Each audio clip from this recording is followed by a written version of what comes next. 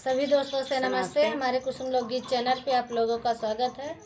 देखिए, हम तीनों सहेली एक छोटा सा प्यारा सा प्रयागराज के सोहर गीत सुनाने चल रही हूँ। जबकि गीत जोरों अच्छे लगे शोरों लाइक से सब्सक्राइब कर ही प्रयागराज के मेला चलत बा इतनी हाँ, सारी। बस उसी के माध्यम से हम तीनों जने सोहर गीत सुनावे चलते।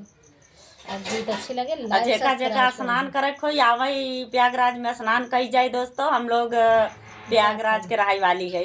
हाँ, प्रयागराज के रहाई वाली है ना, स्नान दीदी कराई देगी। आइए आइए, ये दीदी गाना बहुत प्यारा सा बनाया है कि प्रयागराज में जे जे दर्शन करे या स्नान करे का मांगत है गंगा माई से। देखा कैसे गंगा माई पूरा करती। आइए गीत के सुनाती हूँ। चल ससु प्रयागराज